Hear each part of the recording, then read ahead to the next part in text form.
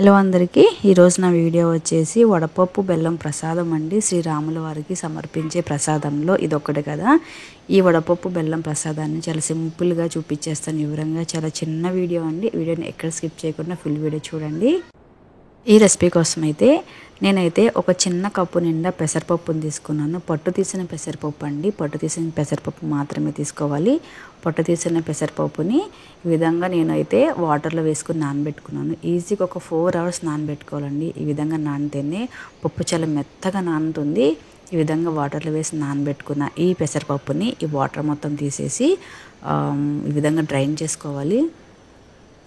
ఈ విధంగా చేసుకుంటేనే వాటర్ మొత్తం ఈజీగా బయటకు వచ్చేస్తాయి.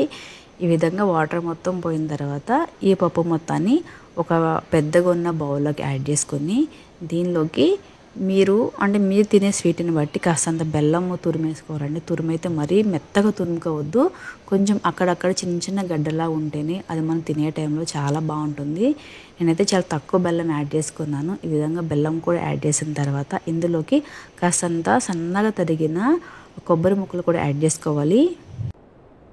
పెసరపప్పులో ఉన్న వాటర్ మొత్తం పోతేనే మనం వేసుకున్న బెల్లం అలానే ఉంటుందండి. పెసరపప్పులో కొంచెం వాటర్ ఉందంటే ఆ బెల్లం మొత్తం కరిగిపోయి ఆ ప్రసాదం మొత్తం వాటరీగా అయిపోతుంది. ఇది కొంచెం గుర్తుపెట్టుకోవాలి మీరు.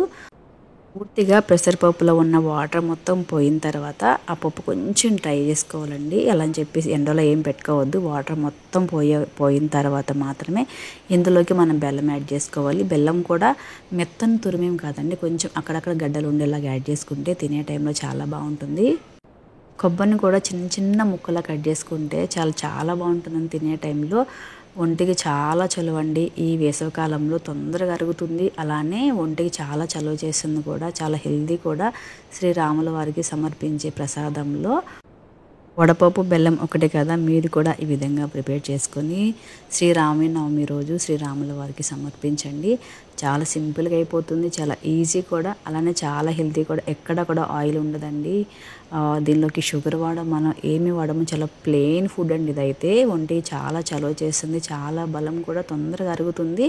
మీరు కూడా ఈ విధంగా ఒకసారి ట్రై చేయండి. ఈ వీడియో కనుక నచ్చినట్లయితే ఒకసారి లైక్ చేయండి. అలానే మరిన్ని వీడియోస్ కోసం నా ఛానల్ని సబ్స్క్రైబ్ చేసుకోండి. Thanks for the watching. Thank you. జై శ్రీరామ్.